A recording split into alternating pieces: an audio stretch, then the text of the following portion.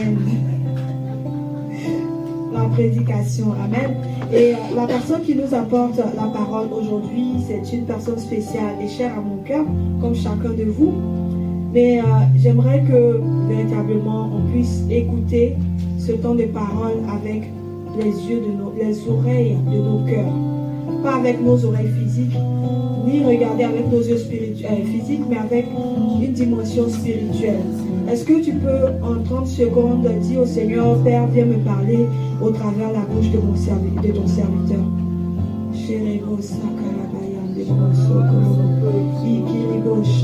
Dispose les cœurs, Papa. Dispose les cœurs afin que nous puissions comprendre, entendre et que les paroles que nous entendons puissent rester. Seigneur, qu'elles ne s'évaporent pas comme une vapeur, comme une fumée, mais qu'elles puissent rester dans nos cœurs. Et s'asseoir au nom de Jésus. Nous te confions ton serviteur et nous prions, Père, qu'il soit rempli de ton zèle, de ton amour, de ta force. Au nom de Jésus. Est-ce qu'on peut se lever, s'il vous plaît? J'aimerais qu'on mette nos deux mains ensemble pour acclamer la vie du prophète Méchak qui nous apporte la parole de Dieu.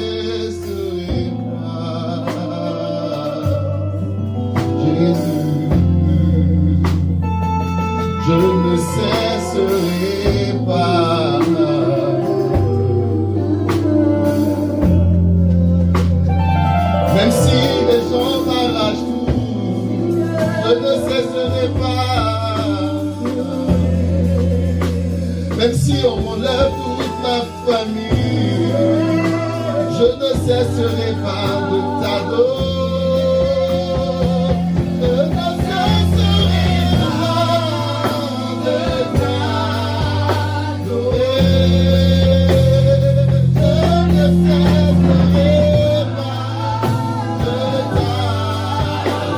Je ne cesserai pas de t'adorer.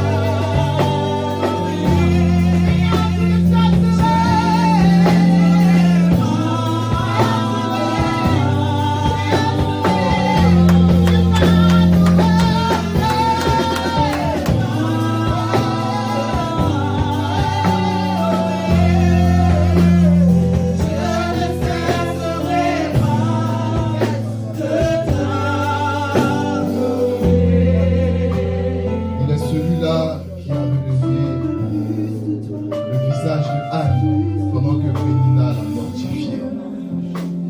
Il est celui-là qui a justifié Josué pendant que Satan se tenait à sa droite pour l'accuser. Il est celui-là qui a relevé le témoignage de Rahab, qui était connu à Jéricho sur un mauvais témoignage. Il est celui-là qui change les destinées.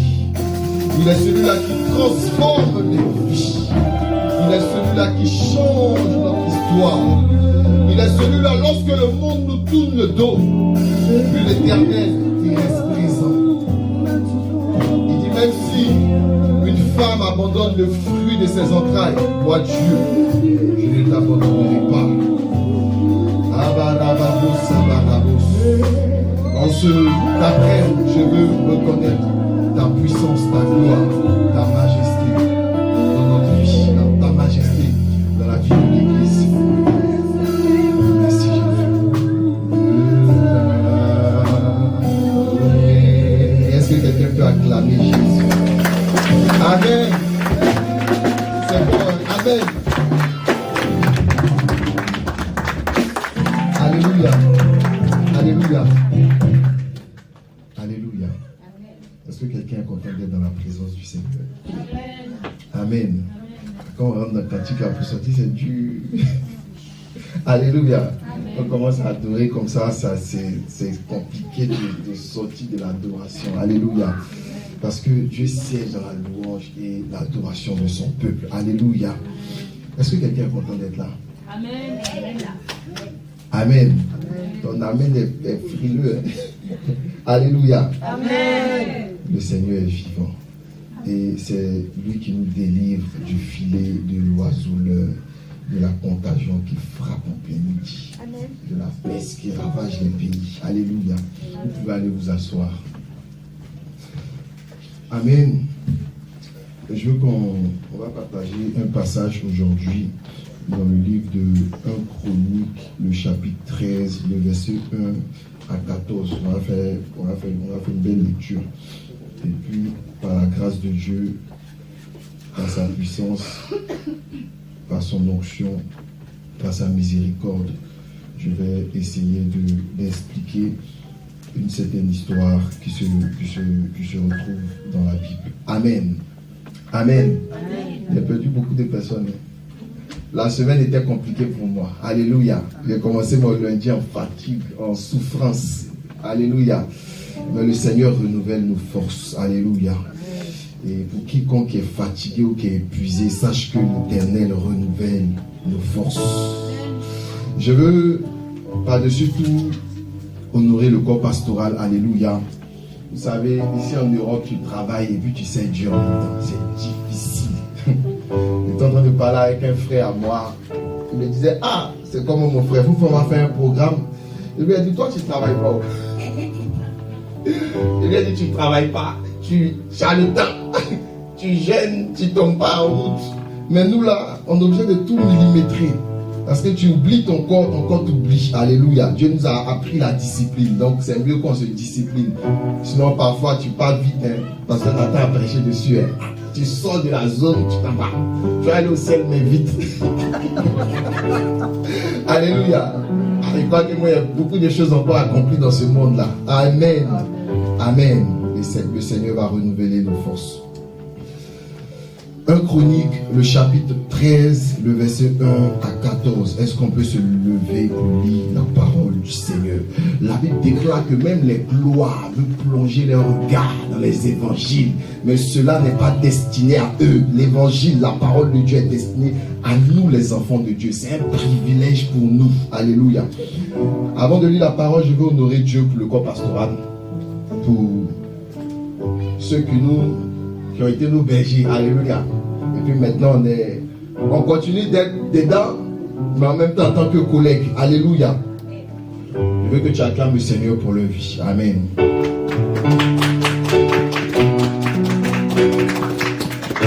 Avant de continuer, je veux aussi bénir le nom de Dieu pour la vie de son point, pour le père de la vision, l'évêque Samuel Adé. On va se précipiter en même temps dans la parole de l'Éternel. On lit ensemble 1 Chronique chapitre 13, le verset 1 à 14. David tint conseil avec les chefs de milliers et de centaines, avec tous les princes. Et David dit à toute l'assemblée d'Israël, si vous le trouvez bon, et si cela vient de l'Éternel notre Dieu, envoyons de tous côtés vers nos frères qui restent dans toutes les contrées d'Israël, et aussi vers les sacrificateurs et les Lévites dans les villes où sont les banlieues, afin qu'ils se réunissent à nous. Ramenons auprès de nous l'arche de notre Dieu, car nous n'en sommes pas occupés du temps de Saül. Toute l'assemblée décida de faire ainsi, car la chose parut convenable à tout le peuple. David assembla tout Israël, depuis Shinchor d'Égypte jusqu'à l'entrée d'Amhat, pour faire venir Kirjat Jearim, c'est compliqué les noms là, l'arche de Dieu. Et David avec tout Israël monta à Bala, Kirjat Jearim, qui est à Juda, pour faire monter de là l'arche de Dieu, devant laquelle est invoqué le nom de l'Éternel, qui réside entre les chérubins. Ils mirent sur un char neuf l'arche de Dieu. Ils emportaient de la maison d'Abinadab, Uza et d'Acho, conduisaient le char. David et tout Israël dansaient devant Dieu de toute leur force, en chantant, en jouant des harpes, des luttes, des tambourins, des cymbales et des trompettes. Lorsqu'il fut arrivé à l'ère de Kidon, Uza étendit la main pour saisir l'arche, parce que les bœufs la faisaient pencher. La colère de l'Éternel s'enflamma contre Uza, et l'Éternel le frappa parce qu'il avait étendu la main sur l'arche. Uza mourut là, devant Dieu. David fut irrité de ce que l'Éternel avait frappé Uza d'un tel châtiment, et ce lieu a été appelé jusqu'à ce jour Béret Uza. David eut peur de Dieu en ce jour-là, et il dit, comment ferai-je rentrer chez moi l'arche de Dieu? David ne retira pas l'arche chez lui dans la cité de David, et il la fit conduire dans la maison d'Obed et d'Om de Gath. L'arche de Dieu resta 3 mois dans la maison d'Obed et d'Om, dans sa maison. Et l'Éternel bénit la maison d'Obed et d'Om et tout ce qui lui appartenait. Parole du Seigneur. Amen. Amen. Est-ce que tu peux t'asseoir dans la présence de Dieu? Amen. C'est une histoire intéressante. Alléluia. C'est une histoire, pour la toute première fois quand je l'ai lue, je me suis fâché contre Dieu. Je me suis dit, mais pourquoi se fait-il que les événements puissent se produire comme ça? Je vais expliquer rapidement avant de rentrer en profondeur. En fait, c'est des gens, David trouve bon de ramener l'arche de Dieu dans sa maison. Alléluia. Et pendant qu'ils sont en train de faire monter l'arche de Dieu, il y a un sacrificateur. L'arche veut tomber.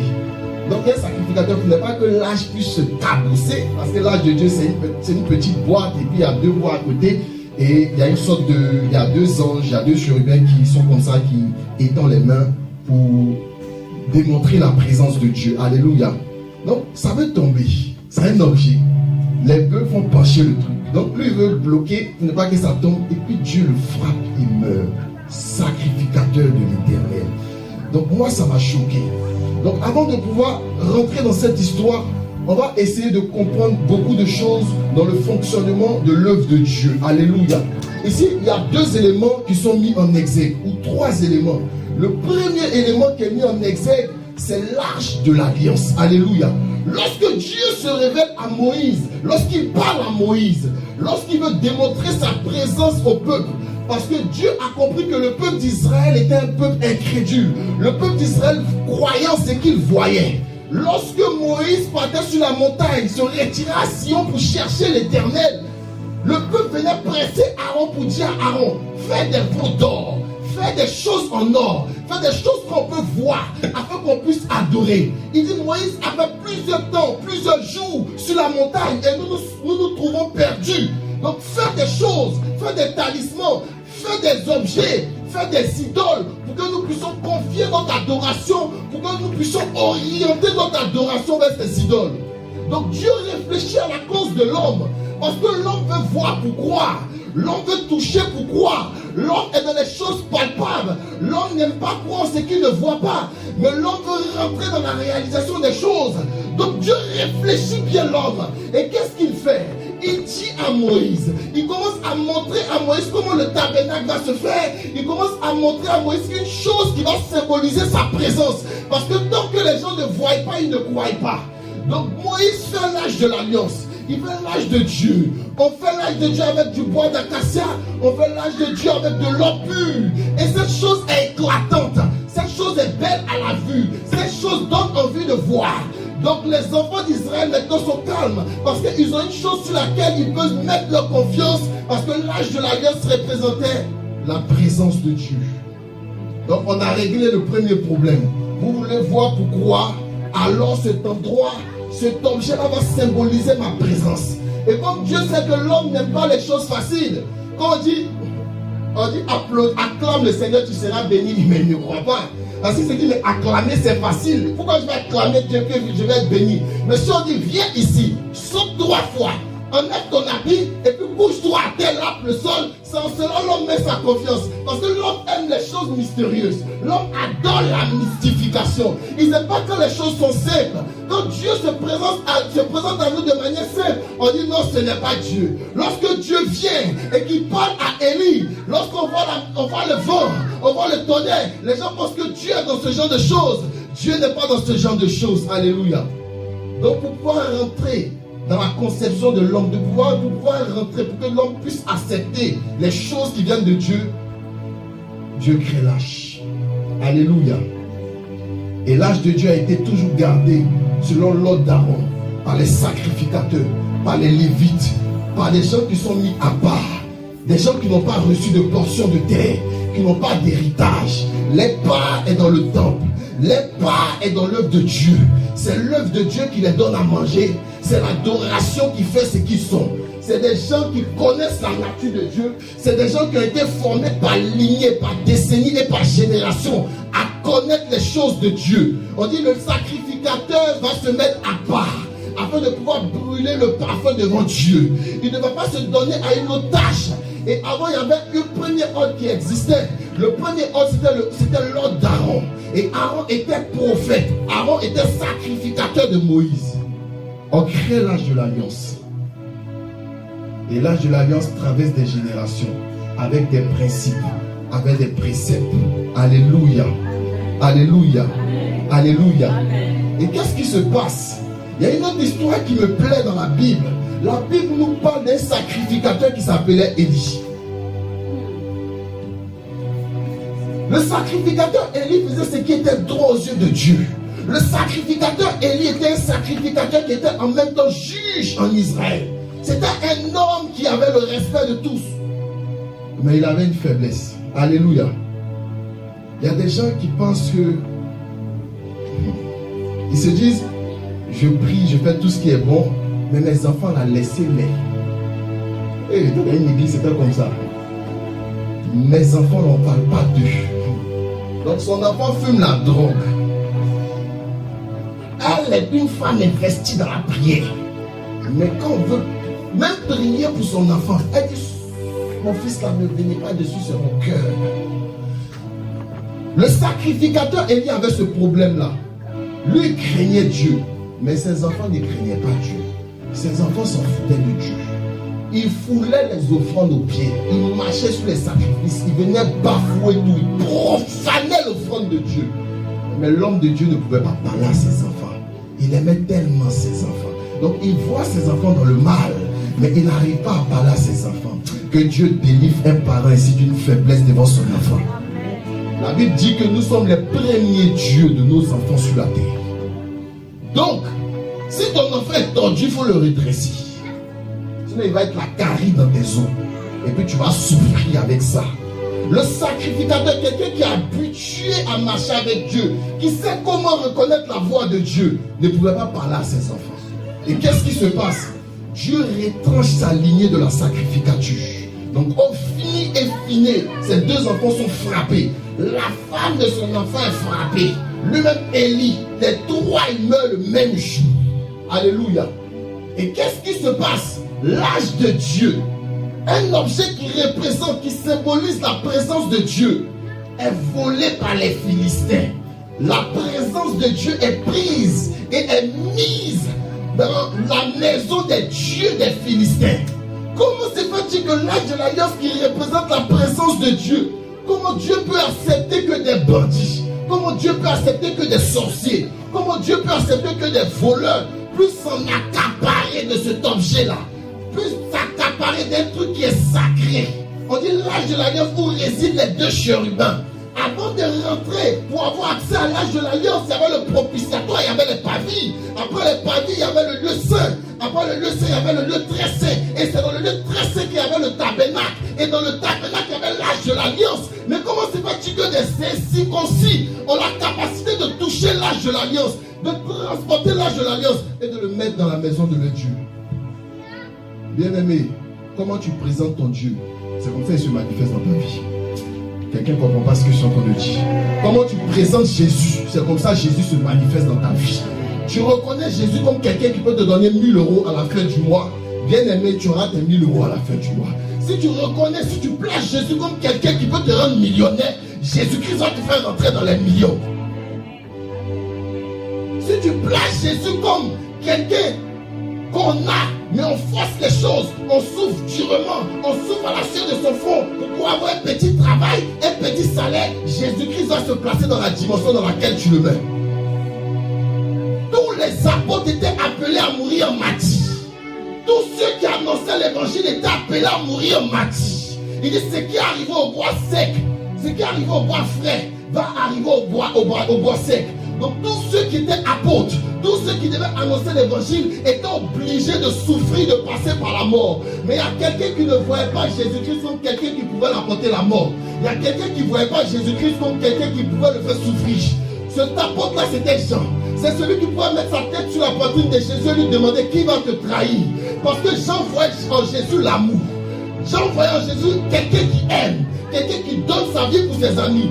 Sa manière de voir Jésus-Christ a fait qu'il a été le seul qui est prononcé parmi les martyrs, mais qui n'est pas mort martyr. Il a vécu longtemps. Il a été rassasié de jour. Il a eu les derniers cris de vision. Il a achevé la vision de Daniel. Daniel a commencé, lui il a terminé. Comment tu places Jésus-Christ dans ta vie? Comment tu places l'éternel Dieu dans ta vie? Donc l'âge de l'alliance est volé. Tu sais, Dieu va toujours organiser sa chose. C'est toi seul ton nom qui sera gâté, mais lui va relever toujours son nom. Donc si tu rentres dans certaines choses, tu vas penser qu'on va mal parler, parce qu'on dit à cause de nous le nom de Dieu est blasphémé. Et quand on dit à cause de nous le nom de Dieu est blasphémé, les gens pensent que c'est quand les hommes de Dieu pêchent. Ça c'est un petit niveau. Alléluia. Quand on dit à cause de nous le nom de Dieu est blasphémé, les gens se disent qu'à l'église les chants là ils pêchent beaucoup, c'est à cause de ça que le nom de Dieu est blasphémé. C'est pas vrai du tout. La véritable cause pour laquelle le nom de Dieu est blasphémé, c'est lorsque tu viens annoncer Jésus-Christ à quelqu'un et la personne est dans l'opulence, la personne est dans la gloire, la personne a toutes sortes d'argent, la personne a des yachts, et toi tu viens annoncer Jésus et tu lui dis que Jésus-Christ bénit, et puis il regarde ta bénédiction et puis il se regarde.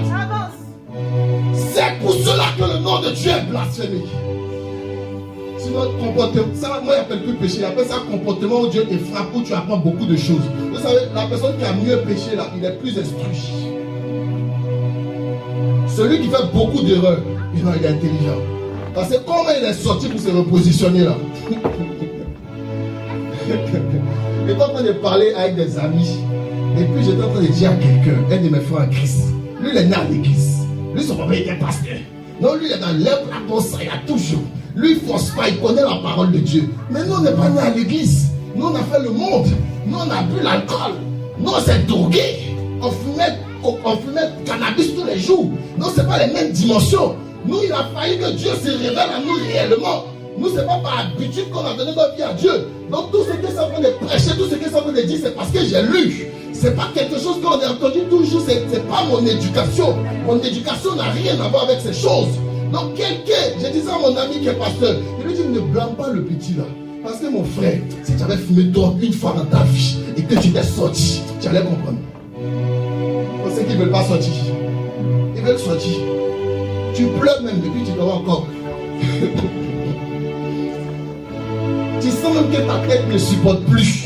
Et puis tu dois fumer encore. Tu entends des voix. Et puis tu fumes encore. Quand on dit Satan tient captif des gens, on dirait beaucoup de comprendre. C'est une grâce. Déjà d'être normal. Quand il dit normal, je ne parle pas de bénédiction. Hein. Tu es normal. Quand tu veux placer ton pied, tu places. Quand tu vas avancer, tu avances. C'est une grâce de Dieu. Il y a beaucoup qui ne sont pas comme ça. On te lève, tu te lèves, on te manipule. On te manipule. La drogue, c'est un esprit. C'est comme un serpent qui mord la tête.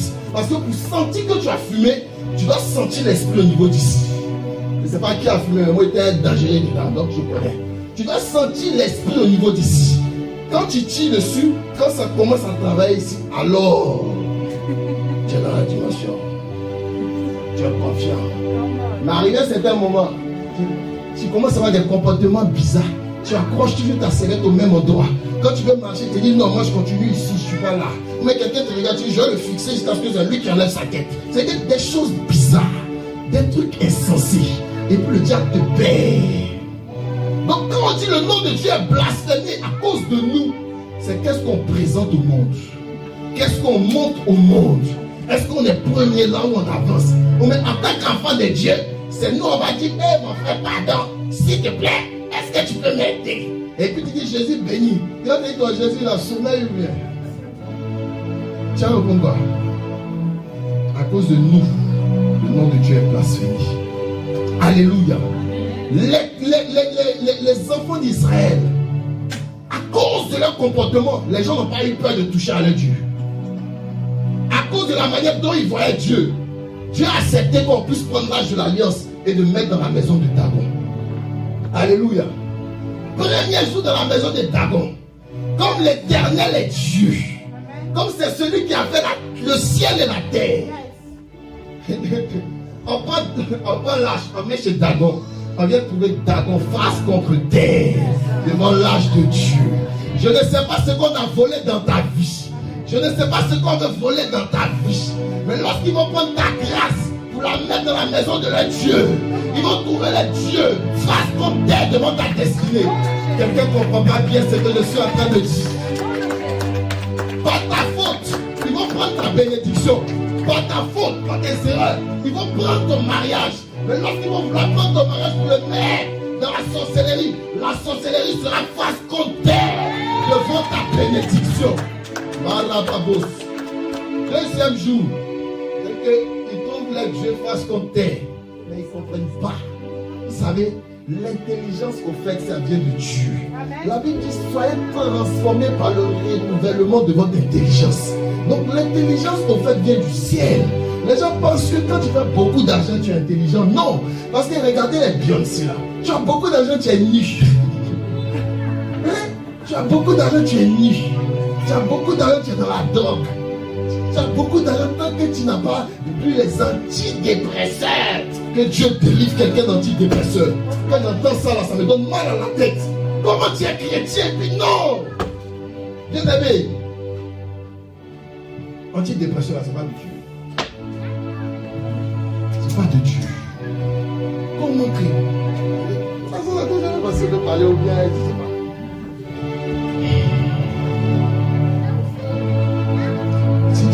Si quelqu'un qui a un truc de anti-médicament parce qu'il sait que la personne est là, mais il ne va pas te regarder. Si tu as ça là-bas, on va jeter tout. Antidépresseur. Chrétien qui dit, je vais voir, comment on les appelle là, je ne sais pas prononcer ça. Les psychologues. Il va te dire quoi? Il va te dire quoi? Le Saint-Esprit nous guide, le Saint-Esprit nous conduit. En fait, dans ce monde-là, c'est esprit contre esprit, c'est feu contre feu. Il va te dire quoi? Quelqu'un me dit de gifler la nuit, le médecin peut faire quoi? Non, c'est des hallucinations. En fait, essayez de comprendre. Mais c'est qui vous... Jésus, quand j'étais en train de mourir dans la drogue, j'ai fait 2 semaines sans manger. 2 semaines, je transpire seulement. J'ai pas l'appétit. J'attends des voix. On dit on va te prendre. Tu es fini. On va te tuer. Je suis là, je vais à l'hôpital. On dit non, il y a une infection dans le sang. Mais c'est quelle infection? Moi, je ne sais ce qui est en train. Mais je ne sais même pas pourquoi je suis à l'hôpital. Il dit Jésus, on ne peut pas. On ne voit pas mon problème. Et puis j'ai peur d'expliquer aux gens. Je ne sais pas si c'est en train de devenir fou. Il dit il y a quoi? Il y a un prophète qui est venu. Il dit ton problème là, moi je sais. Et tu as envie de fuir. Il dit comment il sait? Il dit tu vois ce qui t'arrive là. Tu vois quand le fait dodge. Il dit quand on veut le redresser avec force. Il dit oui, on le casse. Oui. Donc si il veut redresser fort, tu vas devenir ce que je ne veux pas dire. Donc viens tout doucement, on va travailler ensemble. 2e jour, il vient trouver maintenant les 2 pieds de dragon cassés. Alléluia. Il reprend les dieux et puis il le replace. Alléluia. Et il délivre les dieux. C'est eux qui délivrent les dieux, c'est eux qui fortifient les dieux. Alors que nous, c'est notre Dieu qui nous délivre. C'est notre Dieu qui nous fortifie. Alléluia. Qu'est-ce que Dieu fait? L'âge de l'alliance. Parce que le nom de Dieu est invoqué dessus. Dieu commence à frapper les villes des Philistins. Il commence à attaquer les esprits territoriaux. Il commence à attaquer les démons. Il commence à attaquer les filles. Il commence à attaquer les femmes. On les frappe tous d'hémorroïdes. Et il souffre dans le pays là.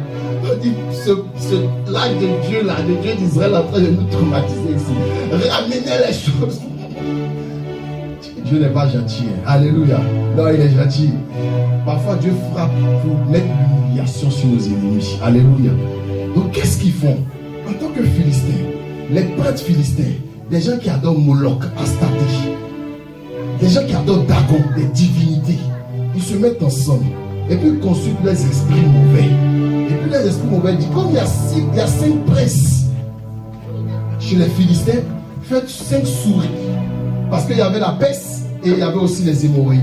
Il dit, faites 5 souris en or pour offrir au Dieu d'Israël. Et faites 5 tumeurs en or pour offrir au peuple d'Israël.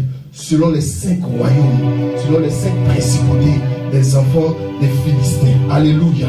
Le diable a voulu arracher le Dieu des enfants d'Israël. Le diable a voulu se moquer du Dieu des enfants d'Israël.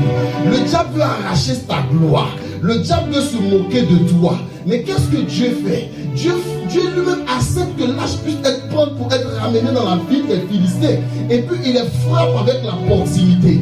Je te dis, Dieu va laisser parfois tes ennemis comme s'ils se rapprochent de toi. Dieu va parfois te faire croire que tes ennemis même ont déjà tout pris en toi. Mais Dieu accepte qu'ils rentrent dans ton périmètre afin qu'il y ait une proximité pour qu'ils puissent mieux les frapper et les confondre. Quelqu'un n'a pas bien dit Amen.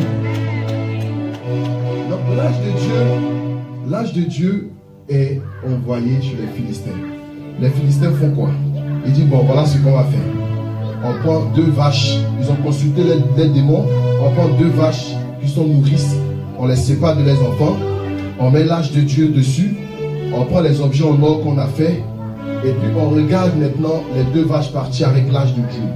Si elles ne se détournent ni à gauche ni à droite, qu'elles vont en direction d'Israël, c'est que le Dieu d'Israël a accepté notre sacrifice. C'est que le Dieu d'Israël a accepté notre requête. C'est que le Dieu d'Israël a accepté nos demandes. Donc ils font le sacrifice. Ils prennent les 2 vaches. Ils mettent l'âge de Dieu dessus. Ils prennent les objets en or. Ils créent un coffret en or. Et puis ils mettent les objets en or dedans. Ils regardent les 2 vaches. Elles vont jusqu'à ce qu'elles arrivent en Israël. Alléluia. Les enfants d'Israël voient du jour au lendemain. Voici l'âge de Dieu qui revient. Dieu n'a pas besoin que tu l'aides. Dieu n'a pas besoin que tu l'aides. Ta bonne manière, ta volonté de bien vouloir faire les choses n'arrange pas le royaume des cieux. Dieu veut qu'on exécute ce qu'il dit. Il y a des gens qui pensent que c'est comme je veux là qui est bon. Il faut demander à l'esprit, tu veux quoi? Quand l'esprit dit ce qu'il faut, assieds-toi dans ton coin et puis exécute. C'est en cela que Dieu se glorifie. Alléluia. Donc quand l'âge de Dieu vient, l'âge de Dieu atterrit chez Abinadab. Alléluia. Donc on met Abinadab avec ses enfants à part. Et c'est eux qui commencent à s'occuper de l'âge de Dieu. Et l'âge de Dieu fait 20 ans chez Abinadab. Alléluia. Abinadab veut dire un homme prospère, un homme généreux, un homme souriant. Donc Abinadab a pu garder l'âge de Dieu pendant 20 ans. Et un matin, David se rappelle. Il dit, mais l'âge de Dieu a été oublié. L'âge de Dieu représente la présence de Dieu. Mais depuis Saül, on ne s'occupe plus de l'âge de Dieu. L'âge de Dieu chez Abinadab. Et personne n'en parle. Donc réunissez les anciens. Réunissez tous ceux qui sont importants, qui ont un nom fort dans Israël. Et regardez, donnez-leur cette pensée-là. Et si on amenait l'âge de Dieu dans ma ville, parce que là j'ai construit maintenant, j'ai une cité maintenant. Et si on envoyait l'âge de Dieu dans ma cité, afin que le nom de Dieu soit glorifié. Lorsqu'on vient à la capitale, il faudrait que quand on visite la capitale, il y a aussi l'âge de Dieu qui soit là. Il faudrait que la présence de Dieu soit manifeste dans ma cité. Et tout le monde trouve que c'est bon. Tout le monde agrée à l'idée que David a donnée. On dit c'est vrai. On appelle les sacrificateurs et on prend l'âge de Dieu, on le met sur des bœufs. Comme instruction, quand l'âge de Dieu est sur les bœufs, on ne doit pas toucher à l'âge pendant la cheminée. Alléluia. Donc ils sont en train de monter une colline, simplement. Et l'âge de Dieu, les bœufs font pencher l'âge de Dieu. Donc Uza qui est sacrificateur. Uza c'est le fils d'Abinadab. Donc depuis les petits, il voit l'âge de Dieu. Les rois ne viennent plus voir l'âge de Dieu. Donc dans sa bonne manière de bien faire les choses, il ne peut pas accepter avec sa conscience humaine que l'âge de l'alliance puisse tomber à terre. C'est bizarre à voir. Il peut pas imaginer ça dans son esprit. Donc il essaie de redresser l'âge de Dieu. Dieu le frappe et puis il meurt. Et ce lieu s'appelle jusqu'à présent Peret Uza. Ça veut dire le lieu de brèche, le lieu de faute. Alléluia. Alléluia. David regarde l'âge comme ça. Il dit, là j'étais d'abord chez un sacrificateur. Là j'avais 20 ans sur un sacrificateur. Le seul jour où Dieu m'avait sorti l'âge, parce que c'est que l'âge m'a montré chez les Philistins. Le seul jour où Dieu m'avait sorti l'âge, après 20 ans, son fils meurt. Non, là je ne peux pas rentrer chez moi. Eux ils sont sains. Mon David a tué Lévi. Mon David a pris la femme de Nabal. Mon David est dans chaque nuit de mon veille à ma femme là-bas. Mon David est des concubines. David, mais pas mes enfants, même mes fils sont couchés avec le seul. C'est chez moi, ça va venir. Mon frère, avant même que ça rentre, c'est mort. Donc David, d'abord il est fâché. Et puis il a peur. Ça c'est le dernier tata de peur. Quand tu es fâché, puis tu as peur. On nous a traumatisé en Côte d'Ivoire. Quand ils arrivent, on est fâché, puis on a peur. Ça veut dire que tu peux rien faire. Tu te concentres. Tu dis mon frère Fillon. Il ne regarde pas dans le visage des gens. Alléluia. Donc David est irrité de ce que l'Éternel avait péri Uza. Parce que Uza était jeune. Il avait une carrière prometteuse dans la sacrificature. Il dit, mais âge de l'alliance qui a tabassé là-bas chez les Philistins, c'est venu chez Abinadab. Quand Abinadab est sorti, ça tue son fils. Et quand il dit, ça vient chez moi, moi je suis rempli de péché. Pardon. Donnez l'âge à quelqu'un d'autre. Donc on regarde, parmi tous ceux qui sont là, à qui on va confier l'âge. Abinadab ne peut plus dire oui. Son enfant est mort. Donc il est en boule, mais il ne peut pas répondre. Parce qu'il ne sait pas s'il dit un truc. Parce que quand tu vois celui qui t'attaque, c'est bon. Mais quand tu ne vois pas celui qui t'attaque, tu ne sais pas où l'attaque vient. Donc on regarde. Et il y a un homme qui s'appelle Obed-Edom. Obed-Edom, au fait, c'est quelqu'un qui vient à la frontière. Parce que les Juifs, là, il y avait toujours ce côté de patriote. On regardait, est-ce que tu étais de souche pure? Il y a des conditions pour être juif. Il y a des conditions pour être israélien. Donc, lui, Obed-Edom, il était à la frontière. Donc, on ne savait même pas s'il était vraiment juif ou pas. Alléluia. On disait, est-ce que lui là-même, c'était pas un Philistin? Est-ce qu'il n'a pas du sang philistin en lui? Et en plus de ça, il s'appelle Obed, qui vient d'Édom. Nous savons tous que les Édomites viennent de la race de Ésaü, parce qu'il y avait Ésaü et Jacob. C'est Jacob qui est Israël. C'est Jacob, c'est les enfants d'Israël qui représentent les 12 tribus d'Israël. Donc nous savons que Édom n'est pas dans la volonté de Dieu. Et Édom habite dans les montagnes. Donc il s'appelle déjà Obed-Édom. Et en plus, sa nationalité est douteuse. Et lui, il dit les sacrificateurs. Vous savez, les patriotes à l'extrême droite, là, ils n'aiment pas les mélanges. Donc David regarde bien. David est dans l'extrême droite. Il regarde bien. Il dit, tu es sacrificateur. Non, oh Dieu, oui. Voilà. On a ça tué un gars où il y a trop d'histoires sur ses origines. Obed-Édom, relâche de Dieu. Alléluia. Premier jour, on s'est demandé, ils sont morts. On dit, Deuxième jour, ils sont morts. On dit, non. C'est quoi ça? Bien aimé, je vais te dire quelque chose. Ce qui a tué les autres ne peut pas te tuer. Ce qui a tué les autres ne peut pas te tuer. Les gens sont allés, on a pris les tensions, on dit, je ne sais pas, il a à moins combien, mais ils sont restés toujours en vie. Le médecin vient te voir, dit, tous ceux qui ont eu ça sont morts. Tu dis, je ne suis pas comme tout le monde, je suis un enfant du royaume, je suis un fils du royaume, je suis une fille du royaume. David appelle le premier jour, le peuple d'Israël regarde. On dit, mais là, j'ai allé chez Obed-Édom. Vous ne nous donnez pas les nouvelles. C'est quand les funérailles. On dit, Obed-Édom vit toujours. Les gens vont aller essayer de voir ton patron dans ton travail pour mal parler de toi, pour te dénigrer, pour te salir. Et ils vont attendre les heures qui suivent. Ils vont dire, mais attends, il part quand? Il sort quand de cette entreprise? Il est encore là et Dieu a préparé une promotion pour lui. 1 mois, 2 mois, 3 mois, on vient dire à David, on dit, à cause de l'âge de Dieu, chez Obed-Édom, Dieu l'a visité lui. Tout ce qu'il touchait et ses enfants, tout ce que Obed-Édom touche lui réussit. Dieu a visité Obed-Édom d'une manière extraordinaire. Je suis en train de dire quelque chose à quelqu'un cet après-midi. Dieu va te visiter d'une manière extraordinaire. Dieu va te visiter d'une manière extraordinaire. Les gens vont penser qu'on te met dans un piège. Ils vont te dire, va dans ce pays-là, là tu vas mourir. Ou va t'installer dans cette ville-là. Les gens vont, tu vas croire qu'ils sont en train de te donner de bons conseils afin que tu puisses avancer, afin que tu puisses te déployer. Alors que ça sera tes propres ennemis qui sont en train de croire qu'ils t'envoient à l'abattoir. Mais à l'abattoir, Dieu va te créer de la réussite. À l'abattoir, tu vas croiser quelqu'un. Dieu va se glorifier dans ta vie.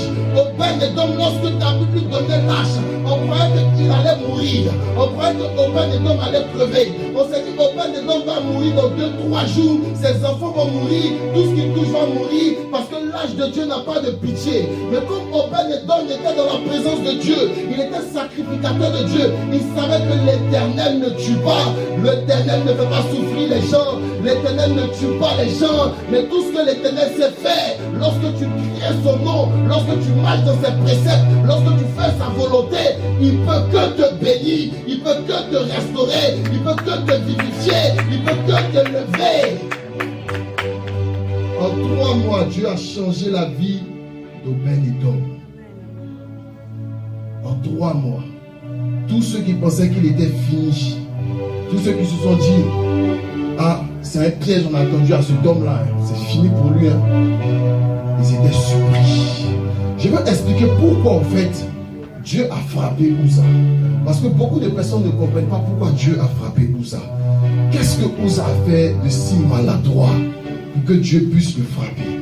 En fait, l'âge de Dieu doit être porté que par les Lévites.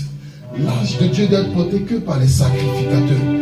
Mais comme David a vu, comme les sacrificateurs ont vu que les Philistins avaient envoyé l'âge de Dieu sur des bœufs, ils ont utilisé la même méthode pour ramener l'âge de Dieu dans la cité de David. Alors que les projets, les plans de l'ennemi, la manière dont le monde fonctionne n'est pas la manière dont les enfants de Dieu fonctionnent. Dieu n'a pas le même procédé que les païens. Quand tu es fils du royaume, tu es obligé de faire les choses dans l'excellence. Quand tu es fils du royaume, nous sommes sur la montagne et les autres peuples nous regardent. Mais Israël avait fait comme les Philistins. Ils ont pris l'âge de Dieu, ils ont mis ça sur des vaches.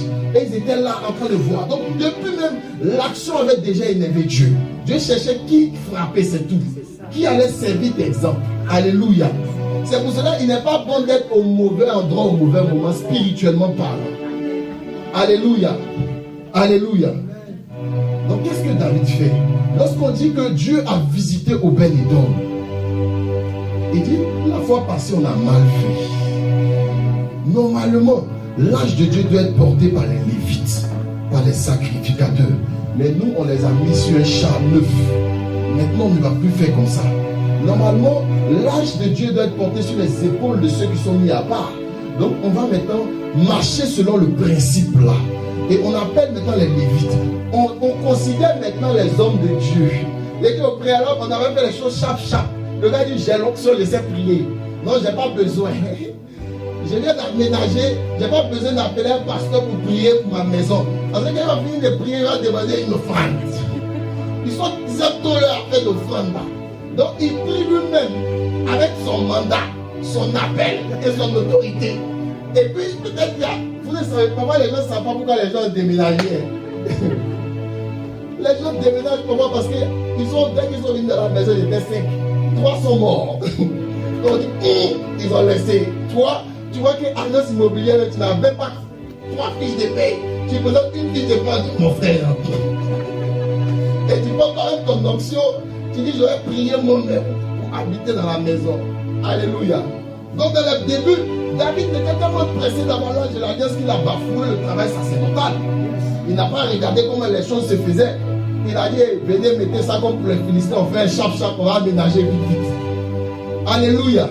C'est pour ça qu'il y a des choses pour lesquelles tu es obligé de marcher selon les principes. La plus grande onction ne vient pas du jeûne et de la prière. La plus grande onction ne vient pas du jeûne et de la prière. Je ne suis pas en train de décourager quelqu'un à jeûner. Parce que quand moi il veut jeûner, il gêne bien aussi. Mais il veut dire quelque chose. La plus grande onction vient du service. La plus grande onction vient du transfert. Moi, le ministère que je connais le plus, parce que c'est que maintenant, les 5 ministères, derrière les 5 ministères, il y a la sacrificature. Parce que depuis qu'on a changé d'ordre, on n'est plus sur l'ordre d'Aaron, on est passé sur l'ordre de Melchisedec en Jésus-Christ. Donc ça veut dire que tous ceux qui sont appelés enfants de Dieu travaillent sur le manteau, sur le mandat de Melchisedec. Alors que l'apôtre Paul définit bien Melchisedec. On dit Melchisedec, roi de Salem, prince de paix. Il n'a pas de commencement de jour, il n'a pas de fin de jour. Il règne à perpétuité. Et son ordre ne représente pas sur le sang des taureaux, mais son ordre est basé, est représenté au sacrifice de la croix. Donc c'est un sacrifice qui est limpide et qui ne tarit jamais. Alléluia. Donc nous sommes sous l'ordre Melchisedec. Maintenant je vais parler maintenant du prophétique selon l'ordre Melchisedec. Parce qu'il y avait le premier prophétique. Le premier prophétique c'était selon l'ordre Aaron. Et ceux-là, dans l'ancien temps, c'est des gens qui ne maîtrisaient pas. Il peut vous dire que maintenant, les prophètes de maintenant ont plus de maîtrise que les prophètes à l'ancien. Alléluia. Parce qu'avant, les gens marchaient avec l'Esprit de Dieu. Ils marchaient avec l'Esprit de Dieu. Et maintenant, nous, on marche, mais l'Esprit de Dieu est en nous. Alléluia. Donc, c'est 2 dimensions qui sont séparées. La Bible déclare que les prophètes dans l'ancien temps ont salué la grâce de loin. Ils ont voulu posséder cette grâce-là. Mais Dieu ne les a pas fait la grâce de pouvoir rentrer dedans. Donc nous qui sommes maintenant enfants de Dieu, il veut parler du prophétique selon l'ordre Melchisedec. Le prophétique, on devient prophète comme les Lévites. On peut devenir prophète par enfantement.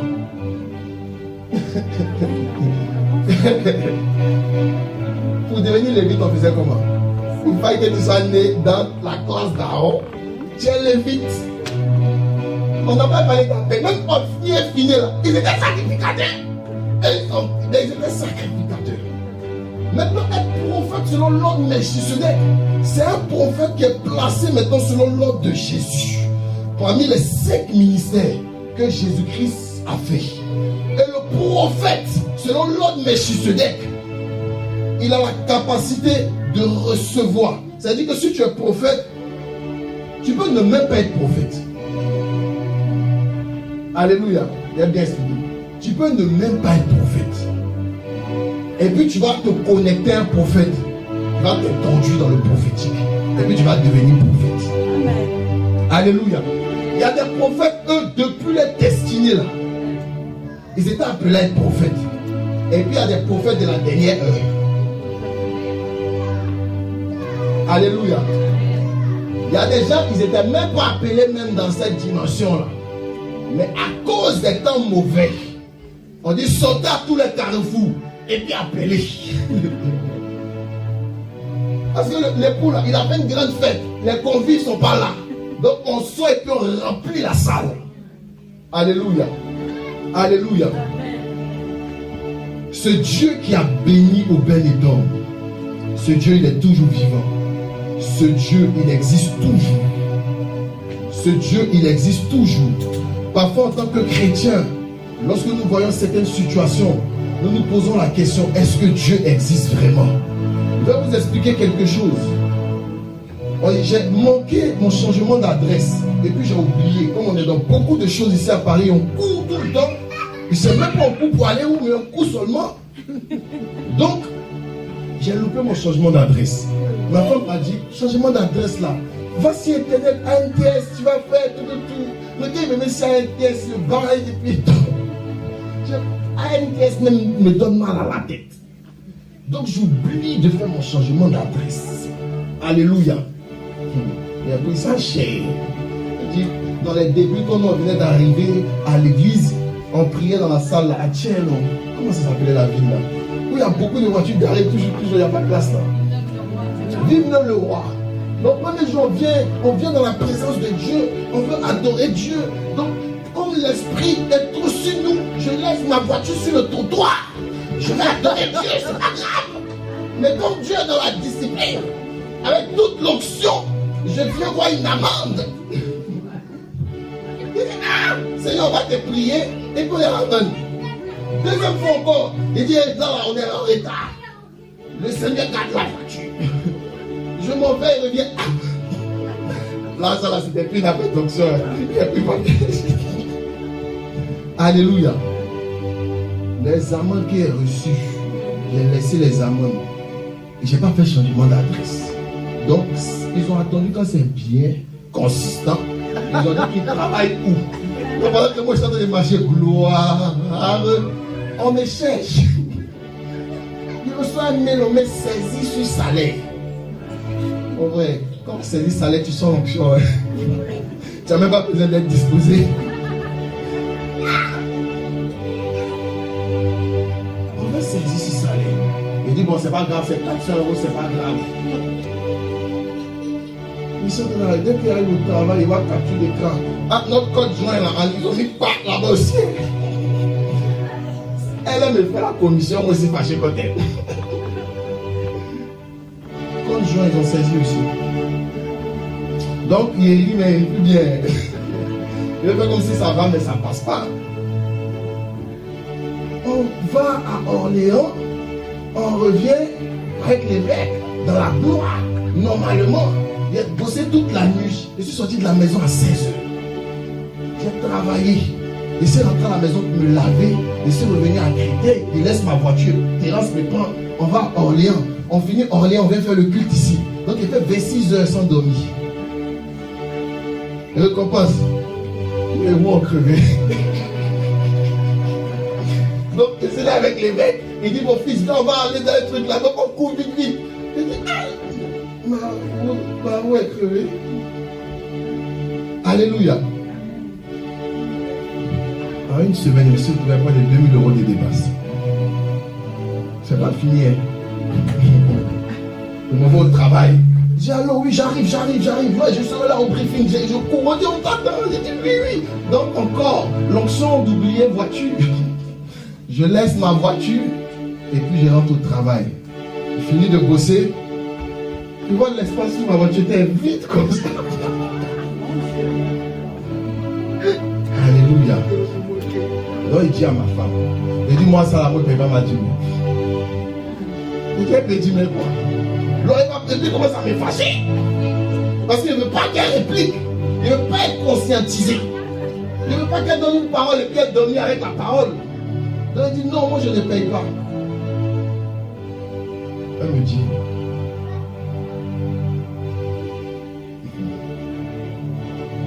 tu n'avais pas, mais tu avais payé 208 € pour sortir la voiture de Fourrière. Il dit ouais. Donc tu n'as pas l'argent pour Dieu, mais tu as l'argent pour la Fourrière. Et là, si quelque chose nous arrive, là, même si c'est 2 000 €, tu as fait sortir. Il dit oui. Il faut payer ta dîme. Il dit frère,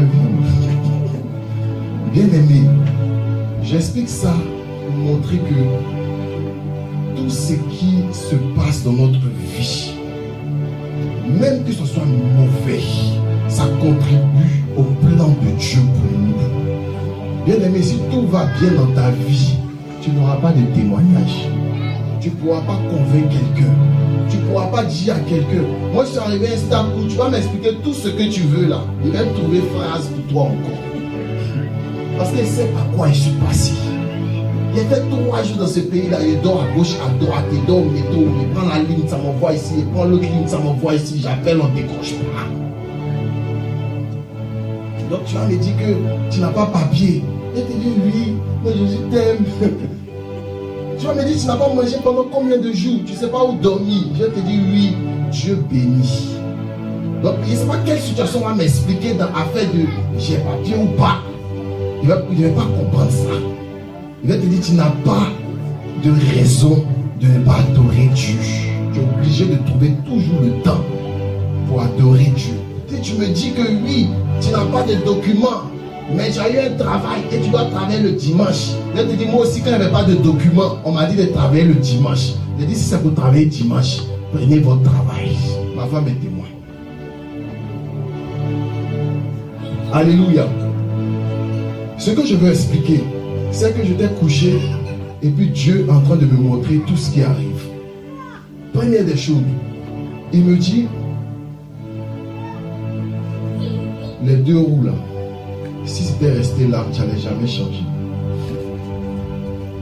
J'ai dit ouais, tu n'allais pas changer. Et il me dit, je suis en train de conduire, il me dit, j'ai une vision où les 2 roues de la voiture sortent et puis le capot il se frotte contre le sol, ça fait des étincelles et puis je rentre dans le décor, je fais un tonneau avec toute ma famille. Et Dieu me dit, tu vois ce qui vient de se passer dans ton esprit là. Je lui dis oui. Il dit, c'est ce qui devait se passer aujourd'hui là. C'est moi qui ai occasionné tout ça pour que tu puisses vraiment. Parce que quand toi tu es découragé, tu te lances. Donc tu es cassé où il devait casser là. Que tu puisses aller bien faire les choses. Donc, aujourd'hui, il vient de t'épargner d'un grave accident qu'on avait préparé contre toi. Et je me souviens maintenant du rêve que j'avais fait. Parce qu'on a lancé une procédure d'héritage de ma famille. Il y a 98 appartements qu'on doit hériter de ça. Et en Afrique, c'est par là, il y a plein de choses. Donc, dernièrement, mon frère qui est juriste, mon jumeau, il a pris tous les documents, ils sont allés chercher un grand avocat avec un notaire. Donc chacun doit envoyer sa part, ils ont déjà avancé le dossier. Et quand moi j'étais en train de dormir, j'ai fait un songe où mon grand frère était aveugle. On marchait et puis il m'a dit, mais toi même si tu vas bien, moi je ne vois pas. Et puis il dit, tu ne vois pas comment? J'ai vu qu'il était aveugle. Et j'ai vu comme des esprits qui sont venus. Et j'ai commencé à sentir une mauvaise présence dans le songe. Parce que moi, papa, ça m'arrive, quand c'est un songe bizarre, ils sont en train de chercher comment on se réveille. Alléluia. Donc quand je me suis réveillé, j'ai senti qu'il y a une attaque par rapport à ça. Et pendant que je suis dans la voiture, je suis en train de conduire, il dit à ma femme, il dit, il faut dire merci à Dieu. Elle me dit, pourquoi? Il dit, parce que là, on est en train de crever, de dire la vérité. Dieu vient de nous épargner de quelque chose. Alléluia. Vous savez, la foi se base sur ce qui n'est pas normal.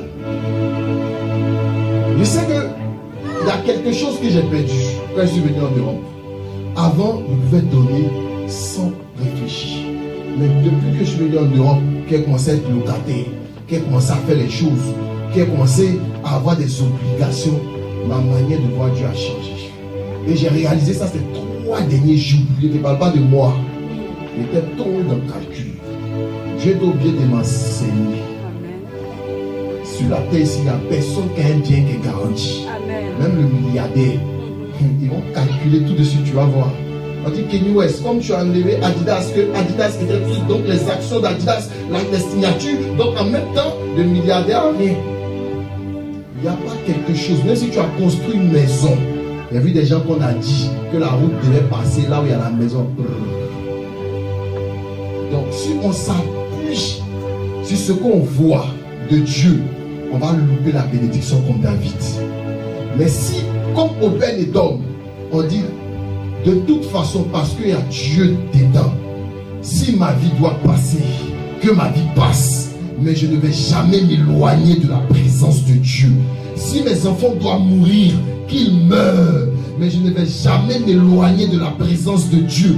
Si tout le monde refoule la présence de Dieu, si tout le monde refuse de venir à l'église parce qu'à l'église il y a offrande, si tout le monde refuse de venir à l'église parce qu'à l'église, je vais finir d'expliquer tous tes problèmes, mais ils vont dire paye ta dîme. Si tout le monde refuse de venir à l'église à cause de certaines obligations, si tout le monde refuse de prendre l'âge de Dieu, parce que l'âge de Dieu a tué des gens, Obed-Édom dit moi, je vais garder l'âge. Je vais garder l'âge. Je vais garder l'âge de Dieu.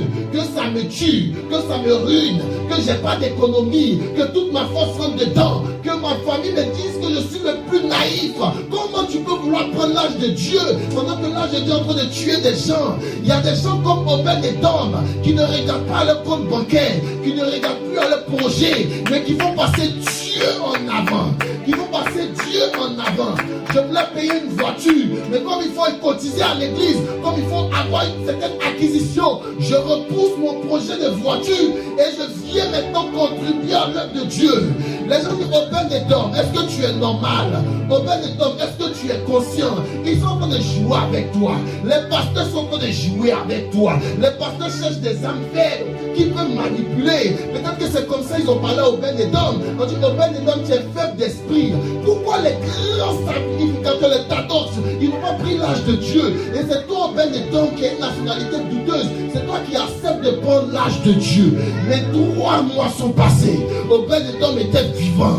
3 mois sont passés. L'Éternel a visité Obed-Édom. Je veux dire à quelqu'un ce matin, l'Éternel te visitera. Reste à ton poste, continue tes activités, quelles que soient les coutumes de la vie.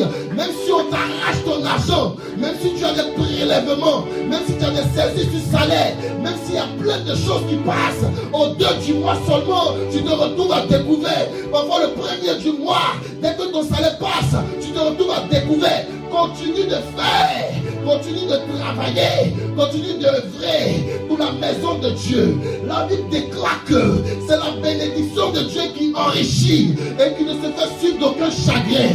Si Dieu permet que les choses se passent comme ça pour le moment, c'est pour un grand témoignage. Le témoignage est plus grandiose quand on voit l'intensité de la souffrance de la personne. Le témoignage a plus de valeur lorsqu'on voit que les choses étaient ultra compliquées. Mais le Dieu que nous servons, il n'y a aucune situation qui peut le résister. Le Dieu que nous servons, il n'y a aucun mur, il n'y a aucune barrière qui peut le résister. Il est Dieu. Il est Dieu. Il est Dieu. Les gens pensent que tout ce qui est mauvais détruit la vie, mais tout ce qui est mauvais ne détruit pas la vie. Parce que pour allumer l'ampoule, on a besoin de la zone positive et de la zone négative afin que l'ampoule brille. Les choses négatives contribuent à ton avancement vers ta gloire. Les frères de Joseph pensaient qu'ils étaient en train de le tuer. Les frères de Joseph pensaient qu'ils étaient en train de le perdre. Mais ils étaient en train de le conduire tout droit vers sa destinée. Continue de croire. Même si tout le monde dit c'est fini, continue de croire. Obed-Édom avait un enseignement différent. Obed-Édom avait un enseignement différent. On dit ne va plus à l'église. C'est qui ces hommes de Dieu là qui parlent toujours d'argent? C'est qui ces gens-là qui veulent te perdre? Peut-être qu'ils ont dit la même chose à Obed-Édom, mais Obed-Édom est resté droit. Il a dit amenez l'âge de Dieu chez moi. Si je dois mourir, je vais mourir. Si ma famille va crever, ma famille va crever. Mais on aura toujours un toit pour la maison de Dieu. On aura toujours un toit pour la présence de Dieu. Je serai toujours disponible à héberger l'âge de Dieu. Je serai toujours disponible à héberger la présence de Dieu. Alléluia. Alléluia. Est-ce que quelqu'un peut se lever dans la présence de Dieu, s'il vous plaît?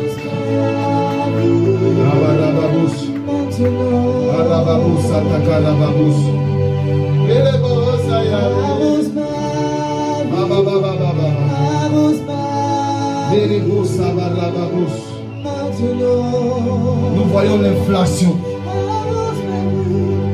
Nous voyons l'inflation. Nous voyons la cherté de la vie. Quelqu'un pouvait dire, c'est avantageux de ne pas avoir de communauté. Parce que quand tu n'as pas de communauté, tu as moins de dépenses. Quelqu'un pouvait dire, c'est devenu compliqué. Obed-Edom n'a pas regardé. Bien aimé, Obed-Edom, lui, il était confronté à la mort. Il n'était pas confronté aux problèmes financiers. Mais lui, c'était pire, c'était la mort. Sa vie en dépendait. La vie de ses enfants en dépendait. Mais il a dit, coûte que coûte, à cause de l'âge de Dieu, à cause de la présence de Dieu, s'il faut que je donne ma vie, je la donnerai. S'il faut que je donne ma vie, je la donnerai. L'œuvre de Dieu.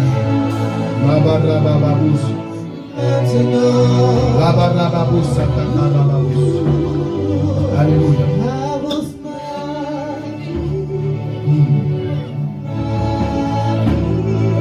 On va continuer juste avec les instruments. Le Seigneur est en train de me dire cette phrase à quelqu'un. Mabarabasaya Belusi. Mebaraya Dabu Sabababus. Marababaye Sabarababus. C'est moi Dieu. C'est moi Dieu. C'est moi Dieu qui façonne les destinées. J'ai dit dans ma parole, ma gloire c'est de cacher les choses. Ma gloire c'est de cacher les choses.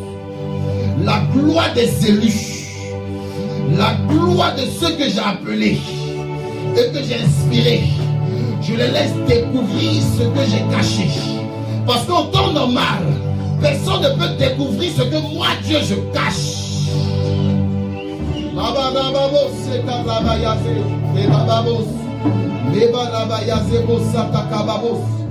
Lui, je sais que les temps sont difficiles. Oui, je sais que les temps sont difficiles.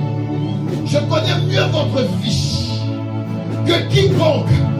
Je connais mieux votre vie que vous-même. Mais moi, Dieu, je dis, en cette année, restez attachés à moi. Restez fidèles. Restez fidèles à ma parole. Et je me glorifierai dans vos vies. Restez attachés à moi. Ne soyez pas déconnectés au sein. Ne soyez pas déconnectés au tronc. Ne soyez pas déconnectés à la source. Moi, Dieu, je l'ai juré.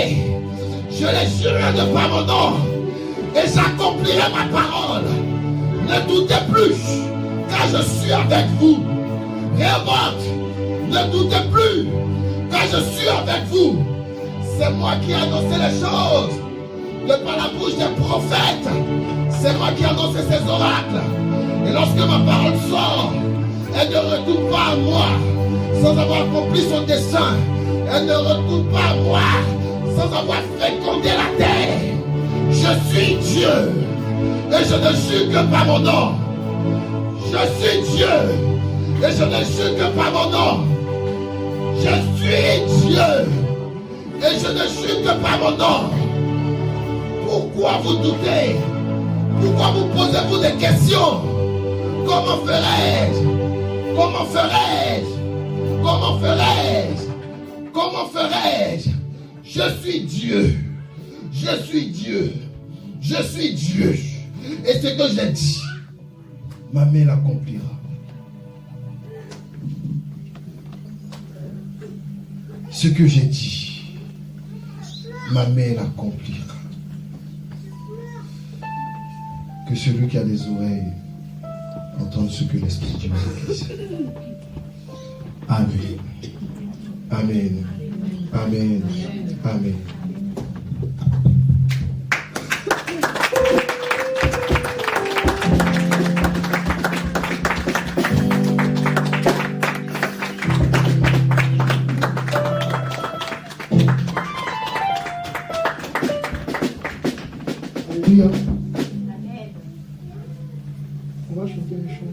d'adoration et puis on va continuer.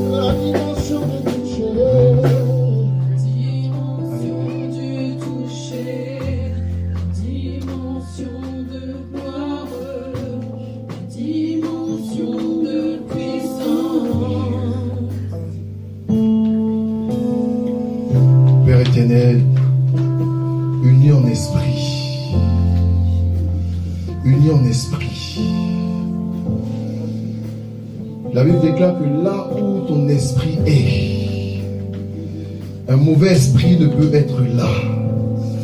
Seigneur, tu as pris sur toi toutes nos maladies. Et je viens par l'onction du Saint-Esprit. Je viens par la force du Saint-Esprit. Et je parle à toute entité. J'entends Aïsata. J'entends ce mot Aïsata. Je ne sais pas pourquoi. J'entends ce mot Aïsata. Et je vois comme une personne je vois une dame qui est assise.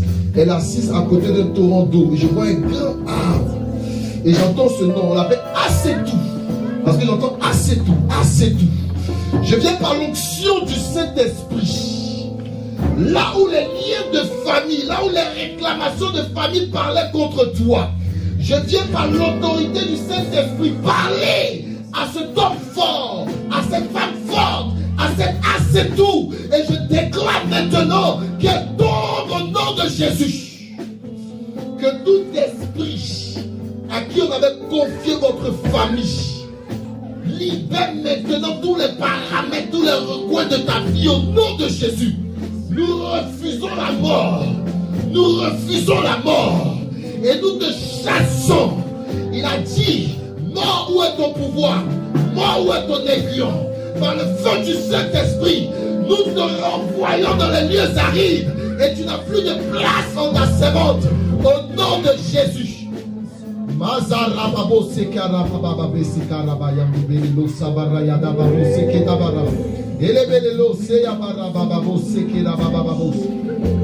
Nous la couvrons de cette onction, de ce manteau de justice, ce manteau de justice, ce manteau de sécurité, cette grâce. Aucun esprit n'aura accès à sa vie, à sa destinée. Au nom de Jésus. Au nom de Jésus. Je viens par ce contact lui transférer le sang de l'agneau. Je vois comme s'ils ont diagnostiqué. On me dit tu manques de fer. J'entends comme quelqu'un qui dit tu manques de fer, ton alimentation. Je viens par l'onction du Saint-Esprit te faire une transfiguration. Au nom de Jésus.